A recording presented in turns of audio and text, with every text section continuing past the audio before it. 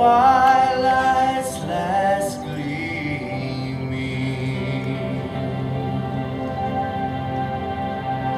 whose broad stripes and bright stars through the perilous night o'er the ramparts we watched were so gallantly streaming. And the rocket's red flame, the guns bursting in air, gave proof through the night that our flag was still there.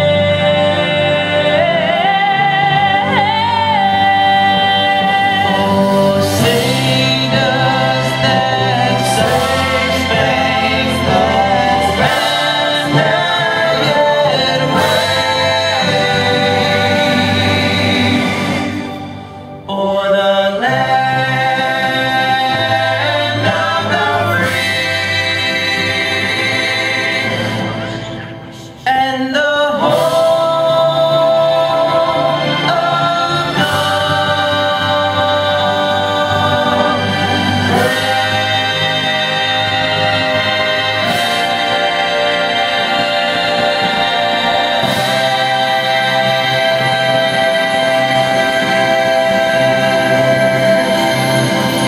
of Retired Senior Master Sergeant Mike Nelson, to represent the Feed the Dogs organization, or the Dogs Project. I'd like to recognize the Gold Star families we have in our audience today. John Ashley, father of Staff Sergeant Joshua Ashley. Richard Fletcher, father of Sergeant Aaron Blasjaw. And the Gold Star mother, Diane Layfield, of Lance Corporal Travis Layfield.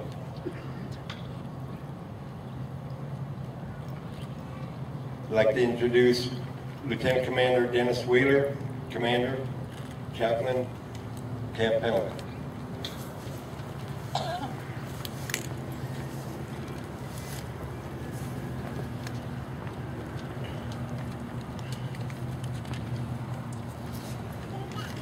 We are gathered here this morning to remember and to celebrate the lives and sacrifices of those faithful warriors who have gone into war on 4 legs and their handlers on 2.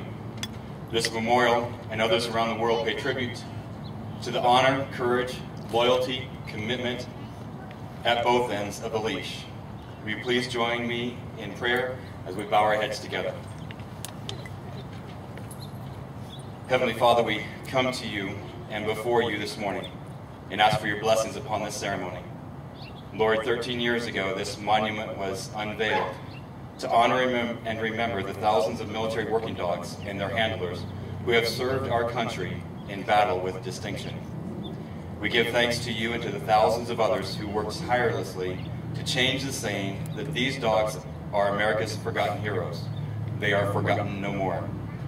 And we thank you for placing on the heart of so many to make this monument so that we can remember their heroism and sacrifice for each of us today. Father, these dogs mean so much to us, to so many. They are companions, they are protectors, they are trusted comrades. They have saved thousands of lives. They lift the hearts and spirits of everyone they encounter, and yet they don't get fancy ribbons or medals. They don't get parades or interviews on TV. They do so much and ask for so little, only food, water, and the love of their handlers. So it is on this day that we come together to honor the canine heroes and those who are still in harm's way, those fearless fighters who go into battle without hesitation alongside their human battle buddies to protect their fellow soldiers, sailors, airmen, and Marines. Lord, thank you for creating them with such love and compassion. Thank you for creating them with such confidence and determination.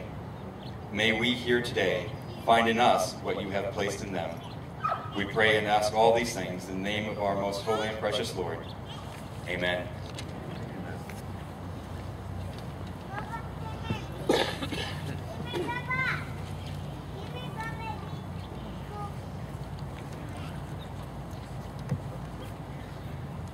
I'd like to introduce Jamil Dana, the board president for March Airfield Museum.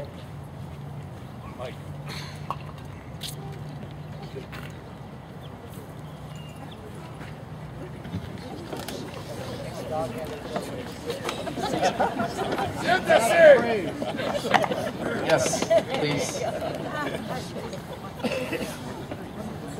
February is always a challenge weather-wise. You know, you never know if it's going to be raining this day, or certainly more than likely it could be a cold day. But how wonderful is this? 75 degrees. I think it's going to hit 80. Wonderful weather. And on behalf of the March Airfield Museum, our board of directors, our 150 volunteers, and our small but mighty staff, once again, it gives me great pleasure to welcome all of you and to tell you that 13 years has gone by fast, and we're just really proud of the memorial and our partnership, and we want to continue this. And as we just heard, dogs are man's best friend with unconditional love. So we think it's really appropriate that we always have this event this week, because it's also Valentine's week, and it's all about love, which is what our dogs give us. And talking about dogs, besides the war dogs, all dogs are man's best friend, and this is also the week every year that the Westminster Kennel Club Dog Show goes on. So really, this is a big week for dogs, and we're proud to be a part of that. So I will move on here, and once again, thank you all for being here. And I'm going to ask our champion sheriff of Riverside County, Stan Sniff, to come up and make a few remarks. Stan is really a champion for the citizens of this huge county. Great protection, and I know that his life and his department have all been turned upside down these last 10 years, but Sheriff, we're glad that you were able to join us. Thank you, Stan.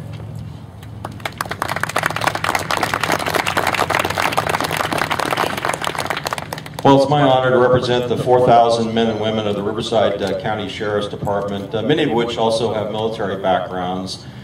And I think as Jamil made a segue, it's important for us to notice these aren't just military service dogs that we honor. The reality is they're service dogs that serve every day in our police departments and sheriff's offices across the United States, serving all our different communities. In Riverside County, we're the fourth largest landmass in the county in the state of California, the 58, also fourth most populous, about the size of the state of New Jersey.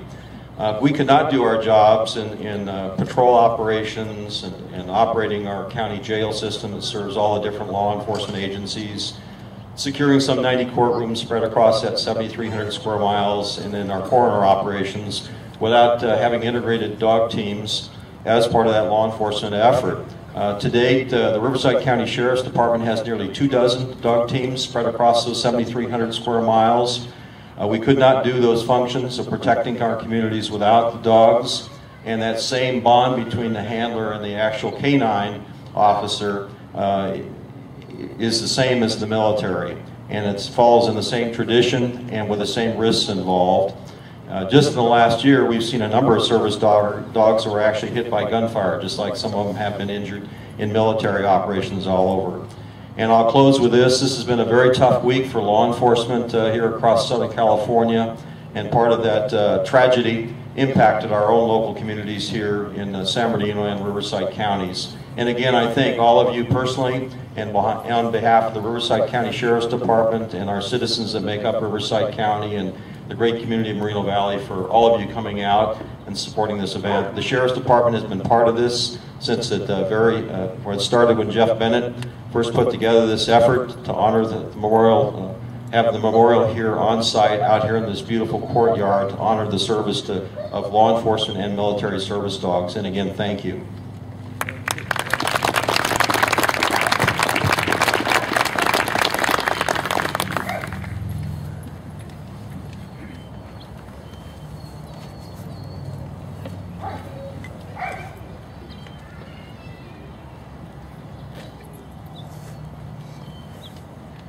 Our keynote speaker is Lieutenant Colonel Kevin Prinville, Provost Marshal Camp Pendleton, Marine Corps Base.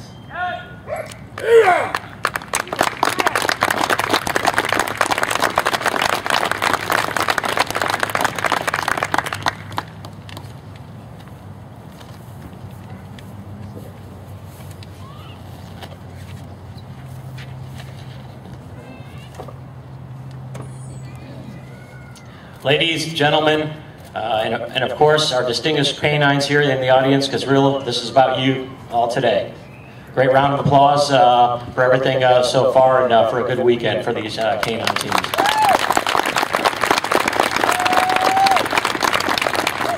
Again, we talked about some acknowledgments here too. I've been working with John Hemp and Mike Nelson here for all the efforts that they've done with keeping this effort going. March Airfield Museum, their great efforts with hosting this. I think we got great weather, so we can thank the Lord for that.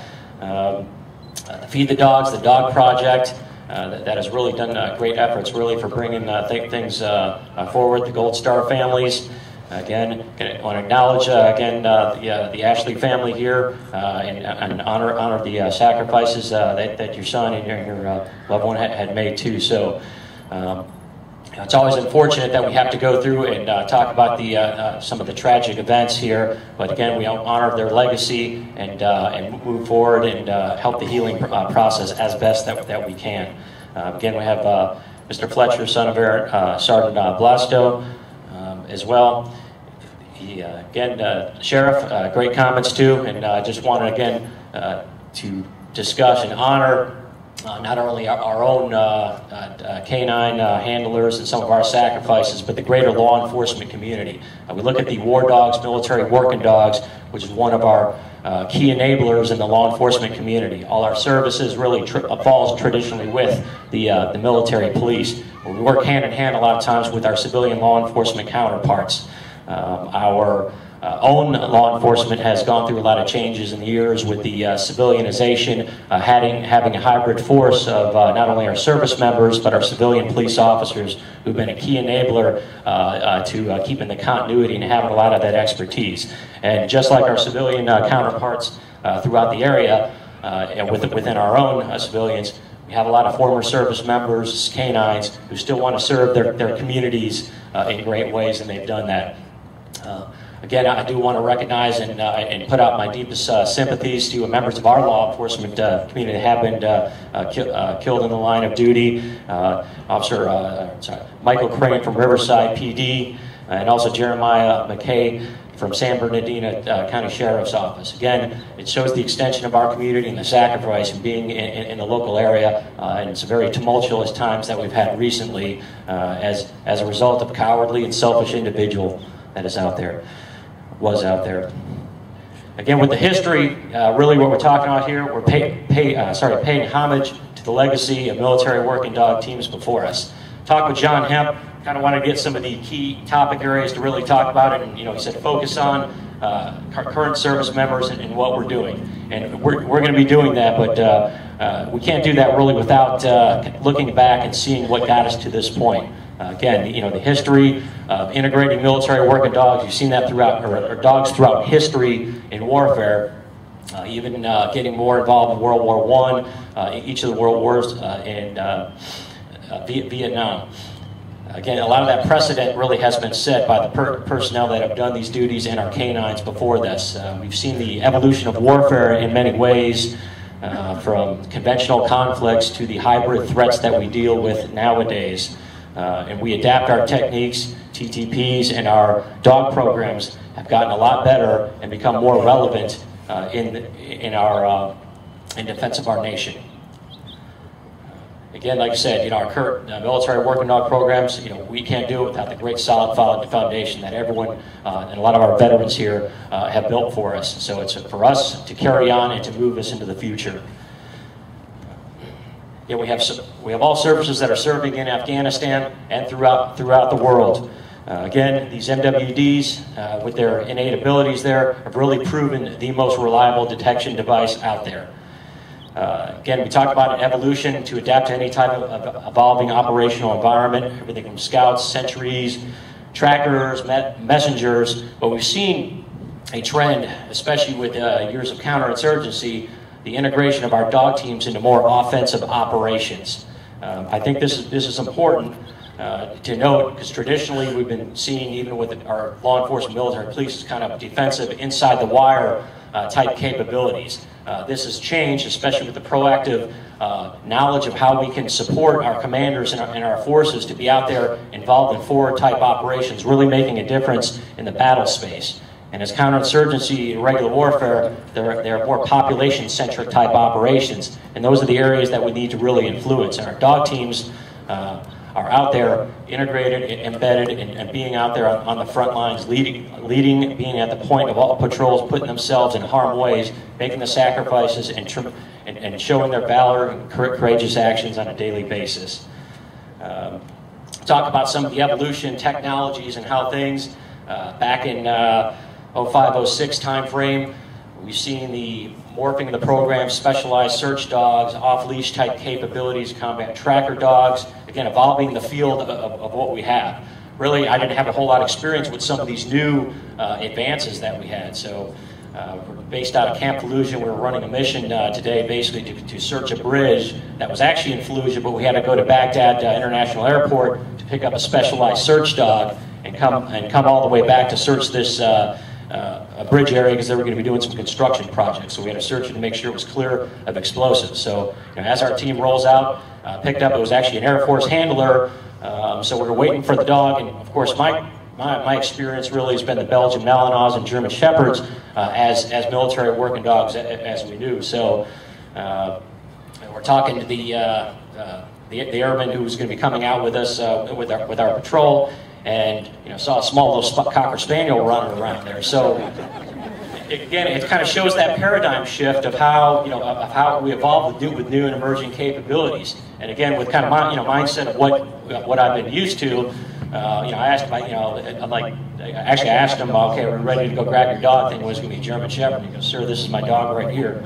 And then, as you know, the headset device pretty much was about almost half the size of the actual dog itself. But as we got out to the site, though, I mean, just amazed me with the capabilities, with the commands, hand and arm signals, the voice commands, just spot on with what this dog was able to do at such a large distance off leash. So impressive to see how we've had this expanded threat of explosives to try to create some standoff distance. Again, we are still putting our dogs at risk, but with our handlers, different ways and different tactics of how we've evolved over time. So. Again, my first experience with that, but again, a key note to show how we're adapted and getting better with what we do. Again, that's how we have to do it for the evolving operational environment and adaptive thinking enemy. You have to always be a step ahead. Again, IEDs change the way we look a lot of times at warfare. This created an unprecedented demand for our military working dogs, and even with the formation of the IED detection dog type program, to get more dogs that are out there on patrols to do their number one function, which is to save lives. And they've done a tremendous job, as we all know, of doing that over the years. Again, that is our key role: prevention of attacks on our people and casualties. One thing too, I talked about leading the patrols, but we see many examples of, like I said, our MWD handlers kind of abandoning just that detection mission and getting involved in the combat mission and showing that great leadership of all our service members. As far as the Marine Corps is concerned, with our operating forces structure, we have a supporting establishment that works at the base provost marshals and our operating forces now, which is our law enforcement battalions. It wasn't but a few years ago, 2008, we started actually moving those military working dog teams to be dedicated to the operating forces. So we've seen that, again, that demand signal that's been created, and now we're better postured to support our expeditionary operations, to have those organic and embedded. So again, that's a key thing that we showed the evolution of how things have gone. And again, previously, again, you have to get those assets and those dogs, just from our supporting establishment. Now, again, embedded, part of that, getting ourselves involved more in policing type operations that are out in the battlefield. again, we talk about these new ways of thinking, and it's tremendous to see the great things that are going on out there. Sacrifice, if we look at, that, every service member that's joined, since after September 11th, knows full and well that they are going out and they are going to be in a conflict area or in warfare. I think that's key to remember for the sacrifice that our service members are making now, that are signing up for these risky and dangerous operations during a time of war. Again, our military working dogs don't necessarily sign up voluntarily, but again, the bond that they form with our teams and our units out there do a tremendous job and help the overall unit. On that member of sacrifice, you look for a lot of reasons of why we do anything, defending the Constitution, furthering our nation's objectives, God, country, a lot of those great reasons too. For certain time and time again, when the bullets do start flying, like I said, you're really looking out there. It's that person to the left, right, that you are working with as the team, and that's no different than what we've seen with our dogs and that interaction, that human bond. Of selfless actions that dogs have done to save their handlers and vice versa. We look at our teams that are out there, and the enemy knows this, that our teams on leash with the dog, they are a target. Looking at the days when you always said that the lieutenant, that officer that was right next to the radio was that key target. Again, as warfare has changed, and they know the capabilities and how successful our dog teams have been, again, it's provided, again, that greater risk. And even more reason to honor the sacrifices and the great positive actions that have taken place.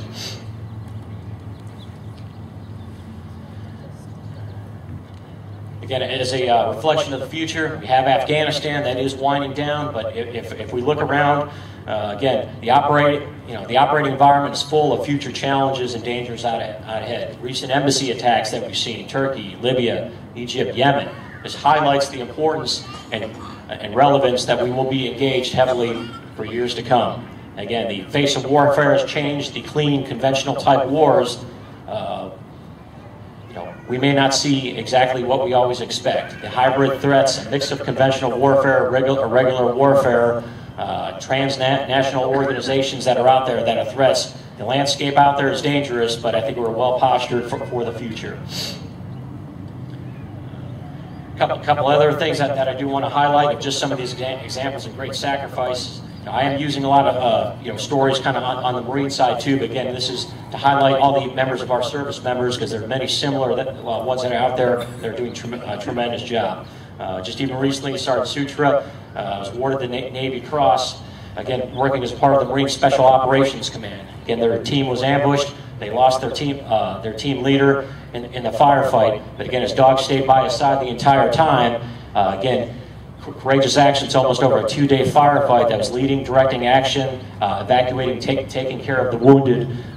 So again, shows the tremendous actions that we step above and beyond our duty. Lance Corporal Richard, we have the 1st Law Enforcement Battalion. I've talked a lot of the detection and the bomb capabilities, but our narcotics, again, we look at a lot of these criminal organizational threats that are out there. As we're in Afghanistan, Iraq, and a lot of other countries, our policing skills are very helpful for assisting with the rule of law development in various nations.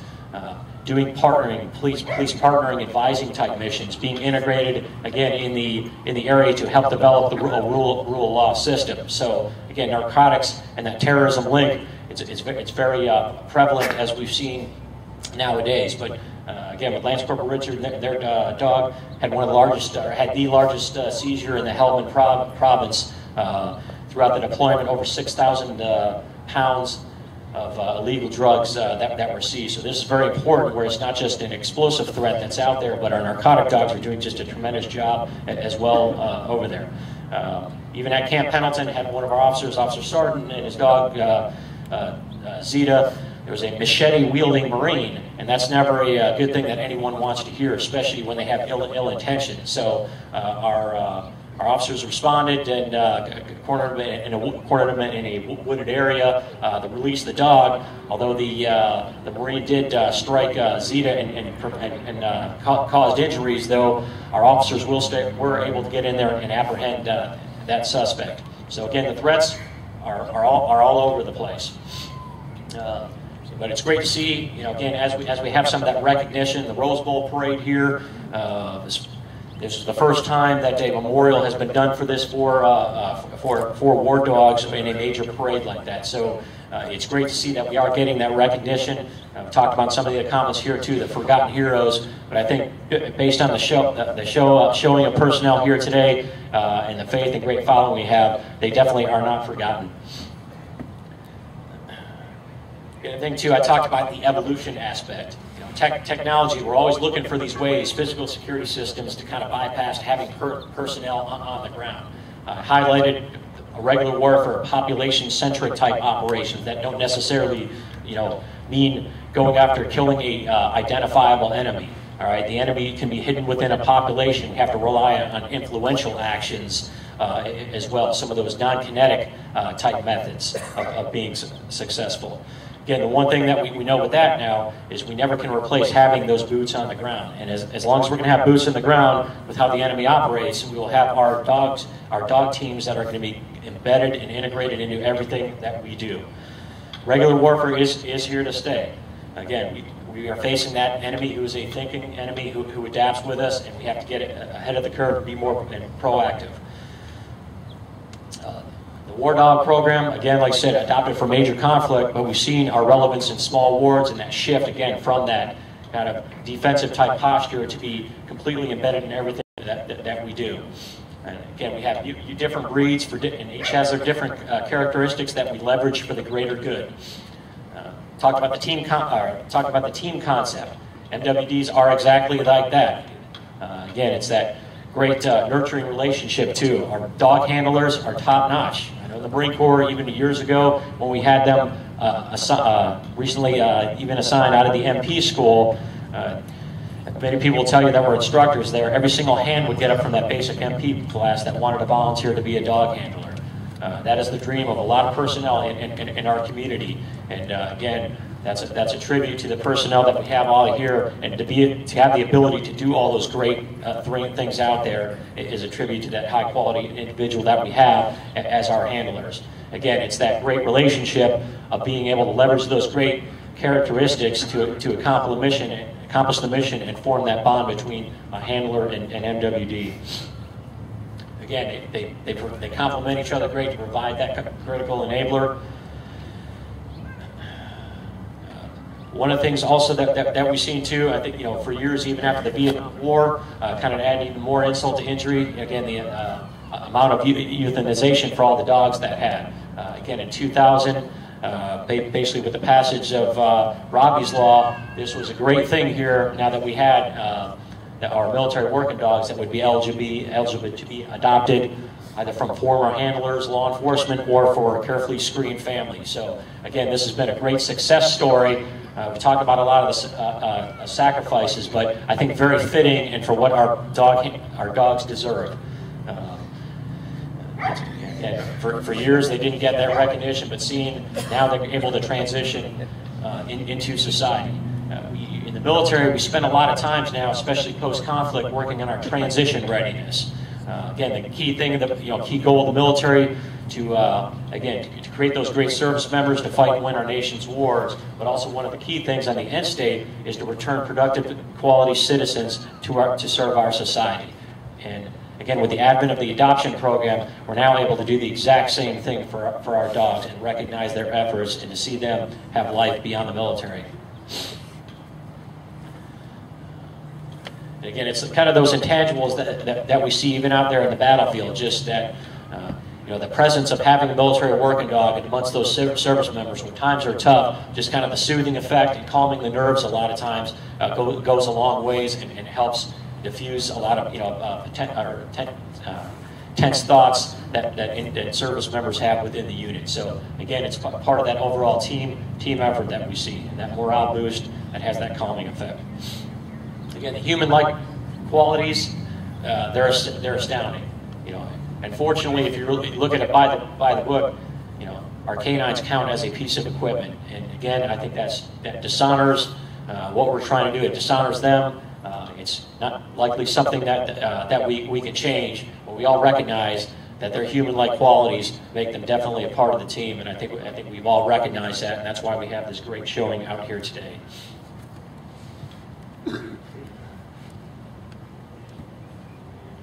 And actually, even recently, one of our own officers, Officer Owens, has gone through the adoption process and will be adopting his dog as well. So again, another success story, and we see some light definitely at the end of the tunnel. Really, in closing, again, we are honoring the current sacrifices. We are currently at war, and we still will be. The conflict will never go away. But definitely did want to honor for where we're going right now. But again, take a nod back to those teams in our past that have set the precedents for us, and it will move us on. Lieutenant General Chesty Puller had a famous comment too. You always get these arguments between the old school, new school type stuff, old breed, new breed, but there's not a damn bit of difference as long as it's a Marine breed. I think this is very important too, as we kind of portray this to all our service members and all our law enforcement members as well. Again, the legacy that y'all set, again, sets the tone for how we need to go. You establish that solid reputation, and it's up to us to carry the torch on into the future. And I hope we're doing a good job out of that. But again, it doesn't matter what breed it is, as long as it's a canine breed. Again, we pay respect to the fallen and their sacrifices here today. We honor our MWD teams, their valor, courageous actions. They've established that legacy and paves the way for continued success into this challenging world. Look forward to a great weekend. I'll be out here tomorrow for our military working dog competition, the War Dog. We have a great schedule of events that is ahead of us here today. Again, I'm truly humbled for this opportunity to have me speak here today. So, again, appreciate all the respect, and again, my sympathies goes out for all the sacrifices that have been made. But we look forward to helping with the healing process and honoring those heroes of all our past, present, and future. At this point, thank you, ladies and gentlemen. And one other thing too, I know we only have 3 military working dogs teams from the Provost Marshal Office at Camp Pendleton. So the good news is we probably won't win every single trophy. There might be 1 or 2 left, I think, for everyone after that. So, all right, carry the torch, gentlemen. Ladies and gentlemen, canines, have a great day. Thank you.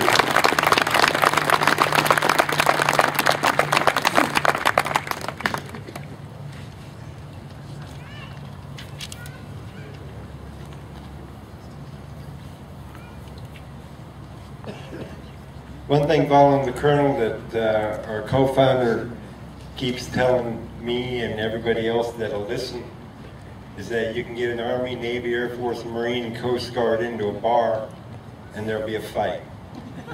If you get an Army, Navy, Air Force, Marine dog handler into a bar, you got beer.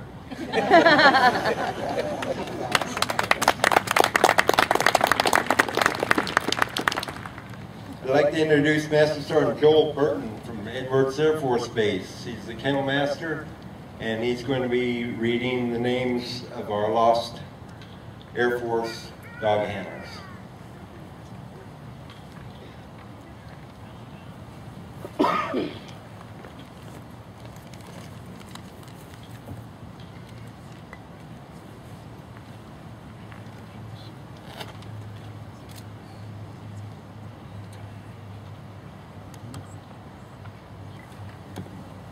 For the Air Force, Staff Sergeant Brian M.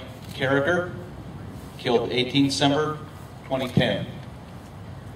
Tech Sergeant Jason L. Norton, killed in action 22 January 2006. Lieutenant Colonel Matt Takara for the Army.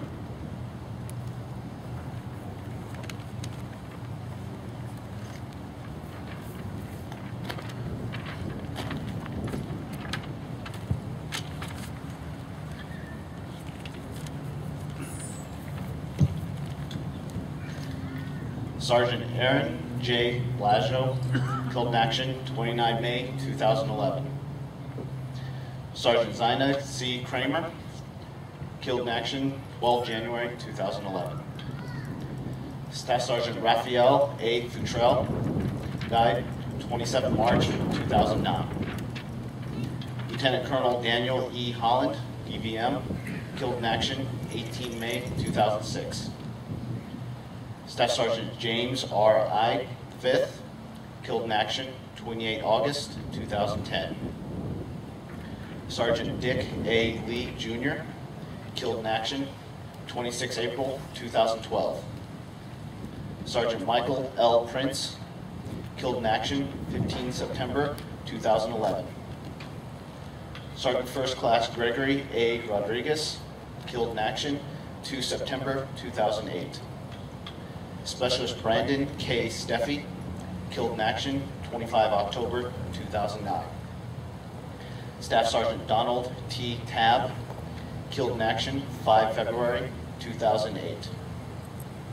Corporal Corey D. Wines, killed in action 6 July 2007. I'd like to introduce Sergeant Nieto from the Marine Corps.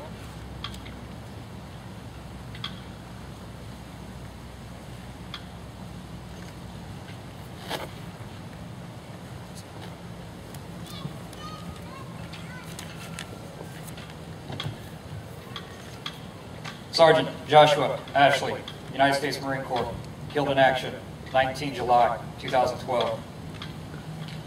Sergeant Adam L. Cann, United States Marine Corps, killed in action 5 January 2006. Lance Corporal Peter J. Glore, United States Marine Corps, killed in action 28 May 2011. Corporal Keaton G. Coffey, United States Marine Corps, killed in action 24 May 2012. Lance Corporal William H. Cruz IV, United States Marine Corps, killed in action 21 December 2010. Staff Sergeant Christopher Diaz, United States Marine Corps, killed in action 28 September 2011. Corporal Max W. Donahue, United States Marine Corps, killed in action 6 August 2010. Corporal Dustin J. Lee, United States Marine Corps, killed in action 21 March 2007. PFC Colton W. Rust, United States Marine Corps, killed in action 6 December 2010. Corporal Jeffrey R. Steadfast, United States Marine Corps, killed in action 16 June 2010. Corporal Abraham Taro, United States Marine Corps, killed in action 12 April 2012. Sergeant Christopher M. Wrinkle, United States Marine Corps, died 31 July 2011.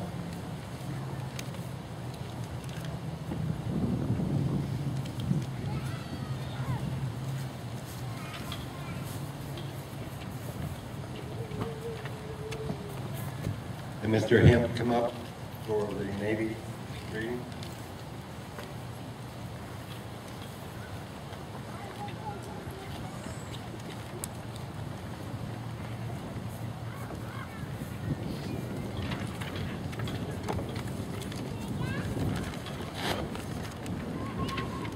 My Navy brothers will forgive me. I think I qualify as squid today, so I'm going to step up and honor our fallen Navy handlers.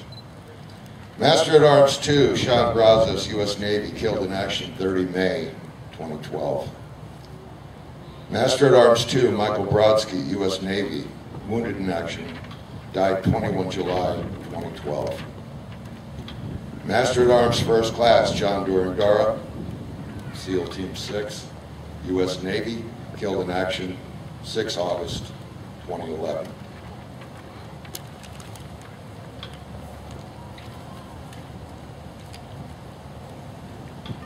As Mike suggested in his bar joke about any two handlers from any two branches getting together and we'll find beer, that brotherhood exceeds all boundaries. And today we include in our memorial the names of our fallen Allied dog handlers. Airman Martin Christensen, Royal Danish Army, killed in action 13 June 2010. Lance Corporal Kenneth Michael Rowe, Royal Army, United Kingdom, killed in action 24 July 2008. Sapper Darren Smith, Royal Australian Army, killed in action 7 June 2010. Lance Corporal Liam Tasker, Royal Army, United Kingdom, killed in action 1 March 2011.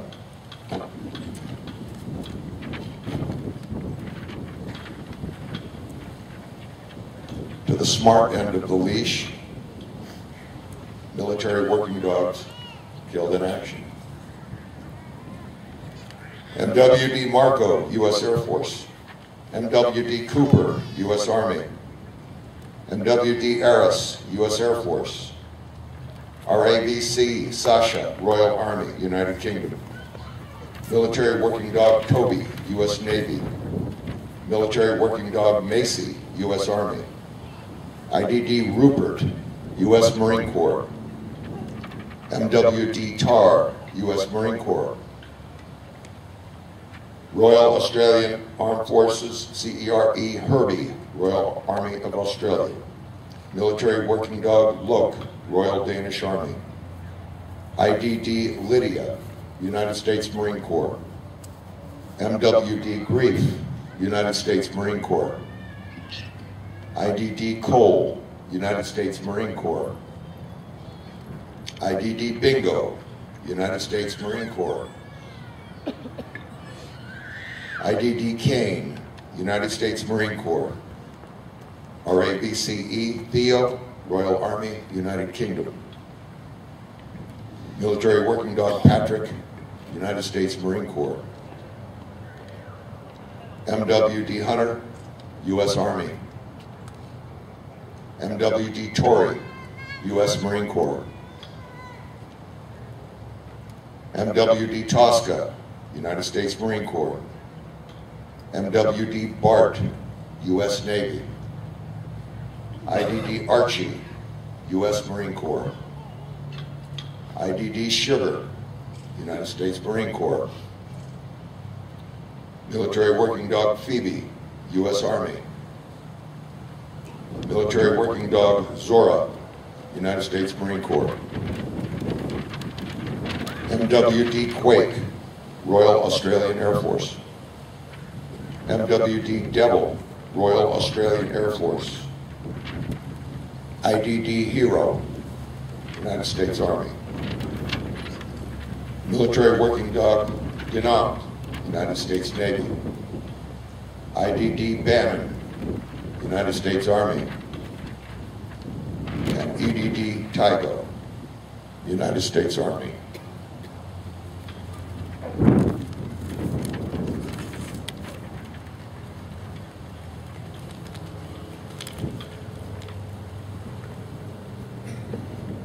As discreetly as it can be possibly asked, I'm going to ask our Gold Star families to come to the front of the War Dog Monument, and I would ask that John Ashley place the wreath on the dog.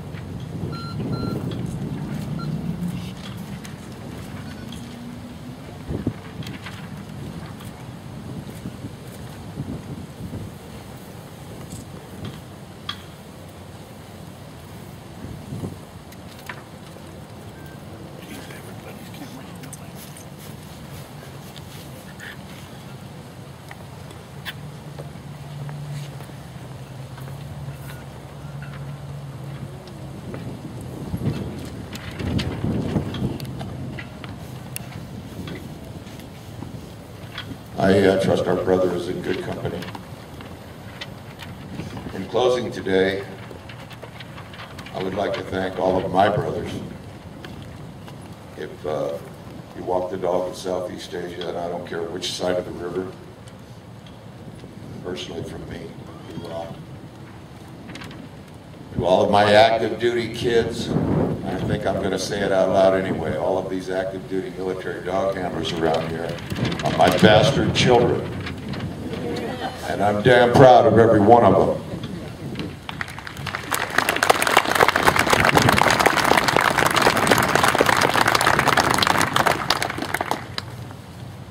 In the good old days,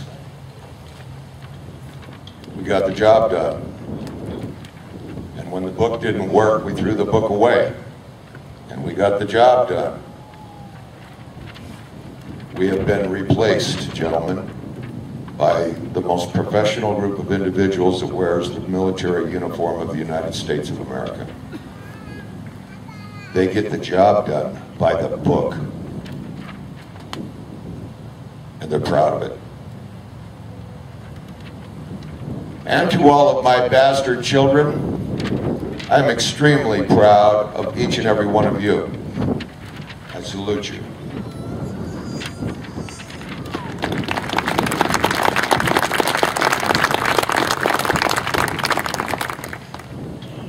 I would like to introduce you to some of the finest friends an old guy can collect up in his old age. If you look out towards the back of the patio here, you're going to see a bunch of old timers. They have roadkill on their faces. I'm right at home. Ladies and gentlemen, I cannot thank you enough for joining us today in enhancing and celebrating and carrying on the heritage of everything that is dog. Because it's dog to our World War II vets, it's dog to our Korean vets, it's dog to your Vietnam brothers, and it is dog today in some of the most miserable places on the face of the earth. And I can never thank you enough for standing with us today. We are absolutely honored. Thank you.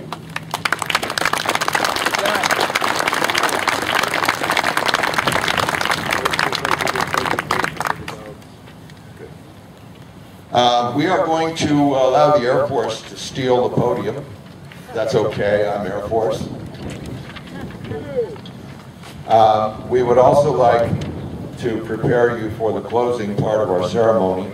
And what I'm going to ask is if you are an active duty dog handler with a, pardon me, let me rephrase that. If you are an active duty dog and have a handler at the stupid end of the leash, as soon as the Air Force is done with their presentation, I would like you to be prepared to come up and enter the center section of the seating up here and approach the monument. We are going to have a placing of hands ceremony today, and I would encourage each and every one of you to join us.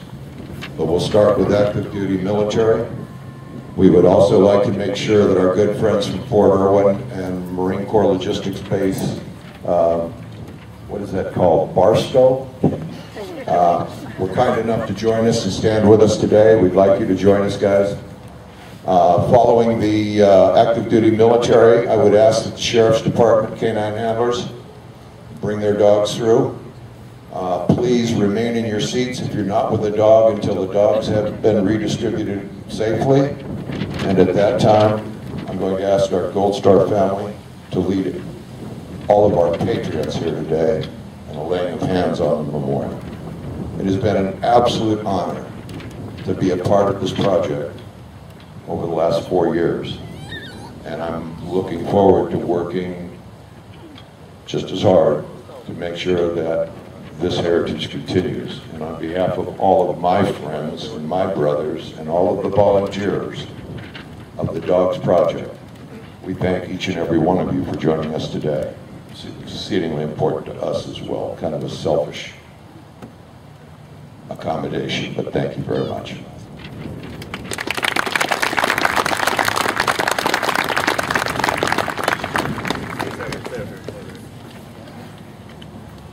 How you guys doing today? My name is Staff Sergeant Nez out of Beale Air Force Base. We wanted to surprise John and give us the opportunity Dog handlers worldwide, we're actually thankful for the community and everything that John and Feed the Dogs does. So we made a few phone calls, and on behalf of the Senate of California, we're presenting the Feed the Dogs program, a plaque in recognition of their outstanding contributions to the military working dog community.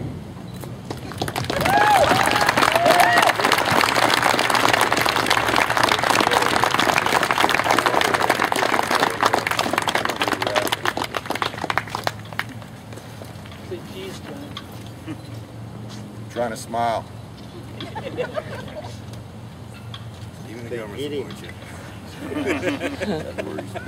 Guys, this way. I'm just too damn lazy to walk.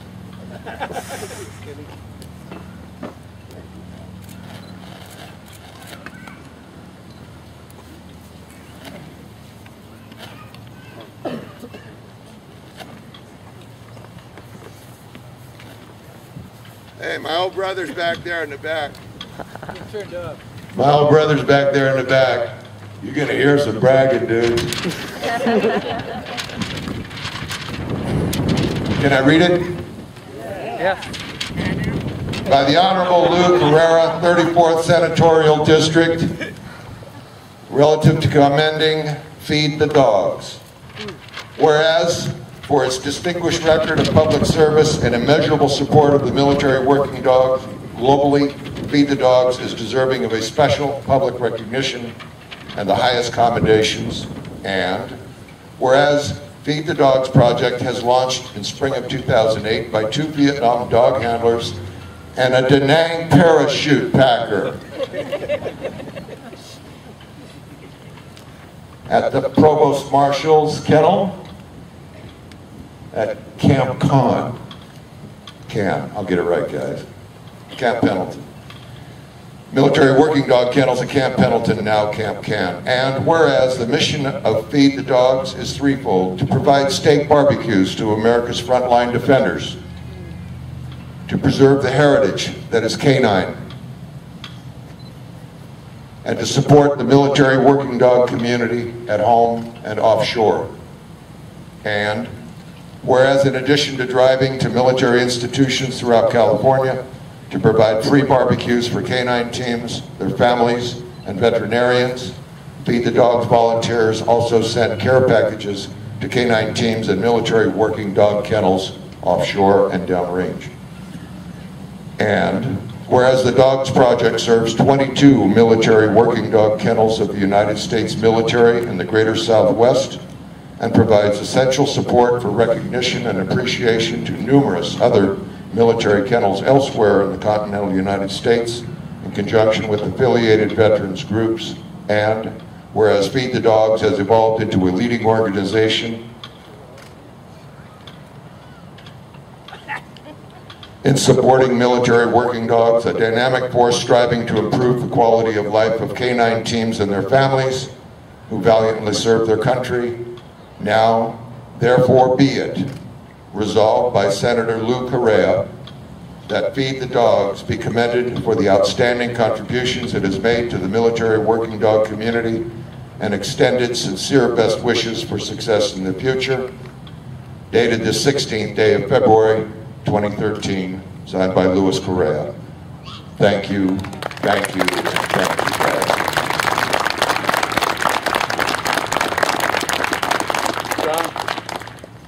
Patient. Hold him.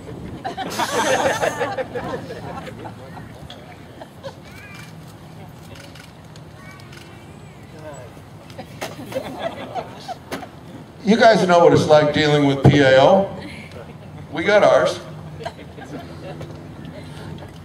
Again, I want to thank each and every one of you, and thank you guys. I'm stoked. I don't know what to say.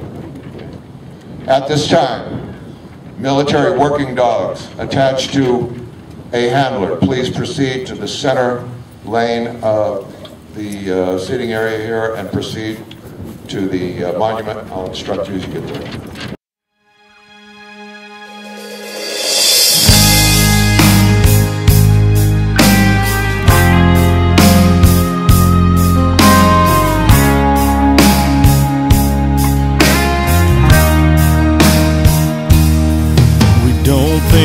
about them that much until they're headed off to war. And that's when we get behind them and give them all our support. But we sometimes take for granted that they've always been around. Each one of them a hero for defending this sacred ground. They keep us safe and they keep us free. They make this country proud. From one American to another, it's time they heard these words out loud. Thank you for the job you do so well. You risk it all in freedom's name and sometimes go through hell. Thank you for the sacrifices made, for the ones who never came back home. A high price has been paid. It's about time we extend some gratitude. Let me be the first in line to say thank you.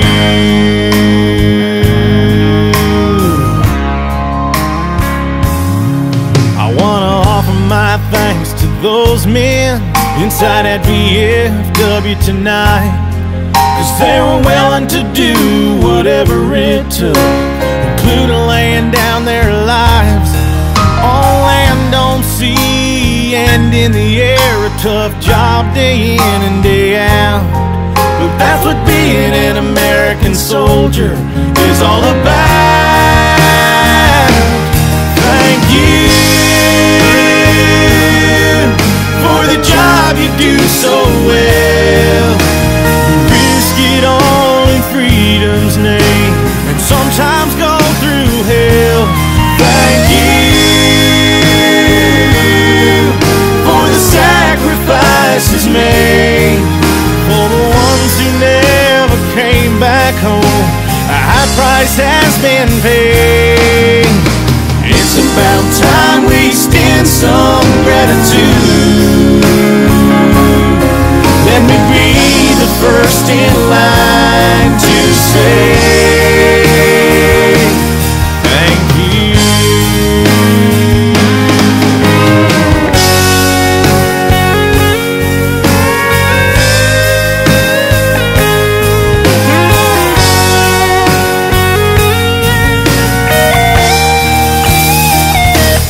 Thank you.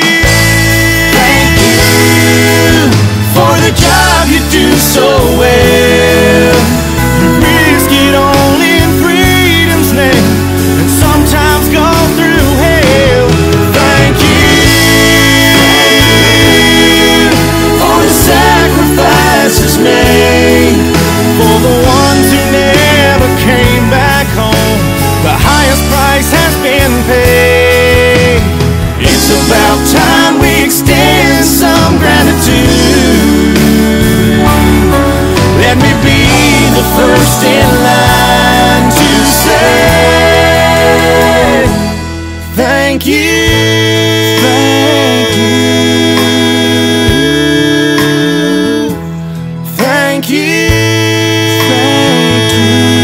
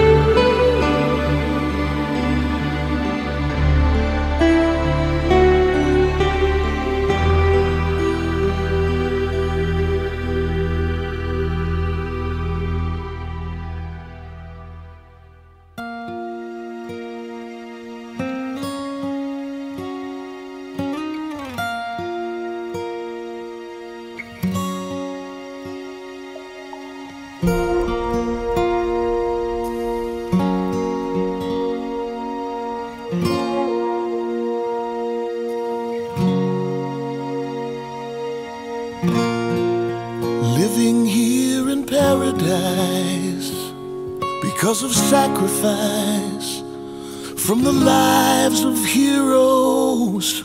They leave their homes and family, fight for you and me, to protect our country. On foreign land they make their stand in the name of freedom. So let's show our love to the warriors.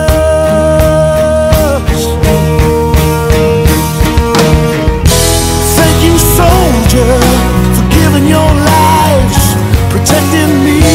Thank you, brothers, sisters too, for keeping our land free. Thank you, soldier. Thank you, soldier.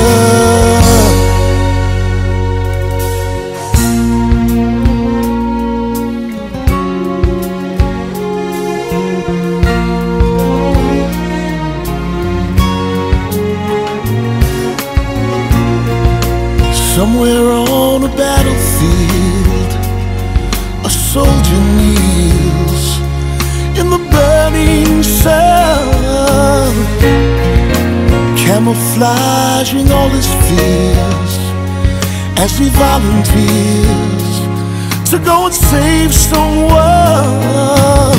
Round after round, exploding sound out in the middle of nowhere. I hope that God above hears that soldier's prayer. Thank you, soldier, for giving your lives, protecting me. Thank you, brothers, sisters too, for keeping our land free. Thank you, soldier. Thank you, soldier. For us you sacrifice, defending and protecting us. You give your blood, you give your lives for freedom, for freedom, for freedom. Thank you, soldier, for giving your lives, protecting me. Thank you, brothers, sisters too, for keeping our land free.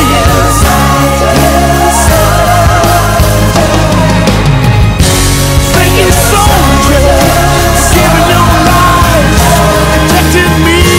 Thank you, brothers, sisters too, for keeping our land free. Thank you, soldier. Thank you, soldier.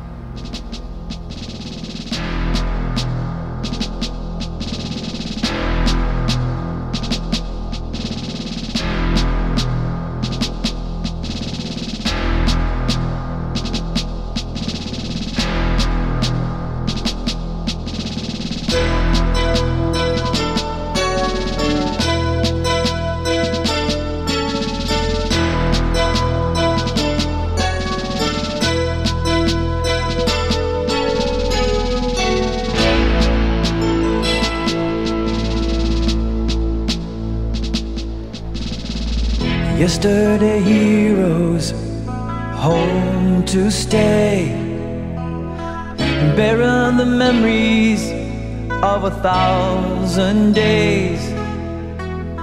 We changed our stations from the wartime media as they held the flag for America.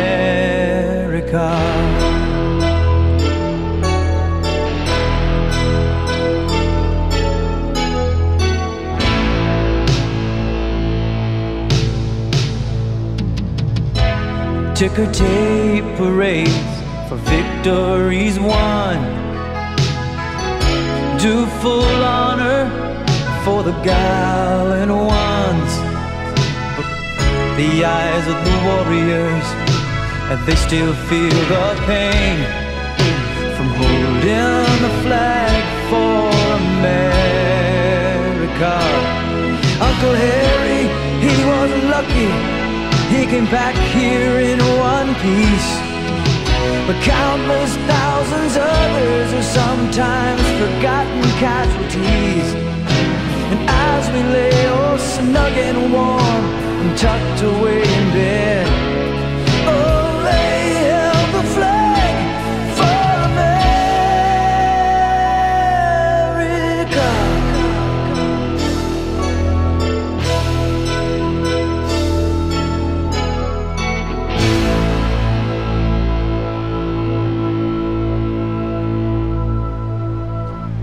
Mary wears a bracelet, she talks to God at night, remembering her lover still missing in the fight. And wheelchairs and crutches are sometimes the souvenirs from holding the flag for America.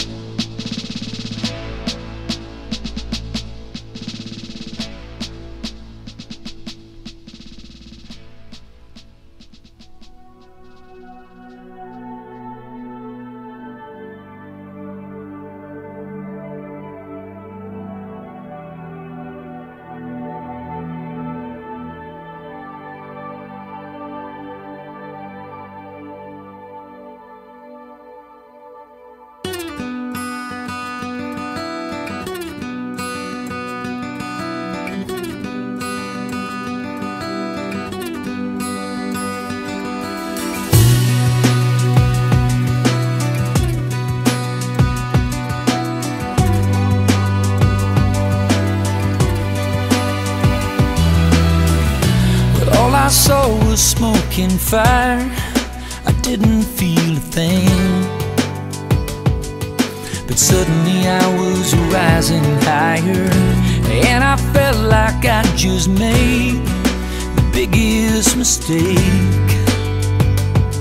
When I thought about my unborn child, when I thought about my wife, and the answer rang out clear from somewhere up above. No greater gift has man than to lay down his life for love. And I wonder, would I give my life? Or could I make that sacrifice? If it came down to it, could I take the bullet? I would. Yes, I would. For you.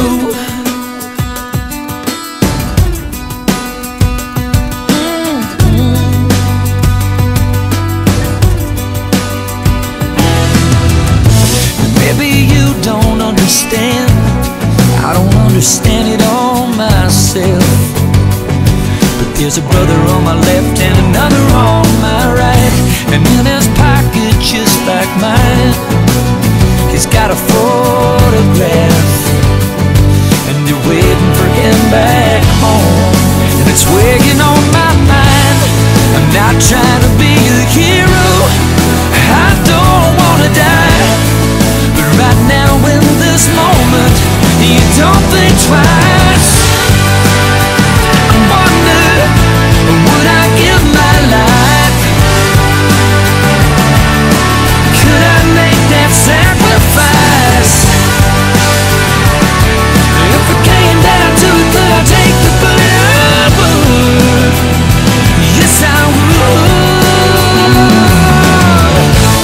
You don't think about it right, you don't think about it wrong. You just do what you gotta do to defend your own. And I do the same for you. Yes, I will.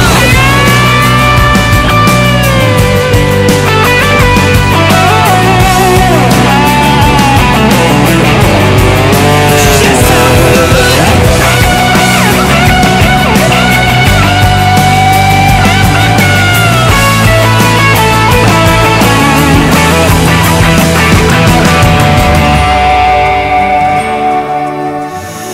I would give my life, I would make that sacrifice.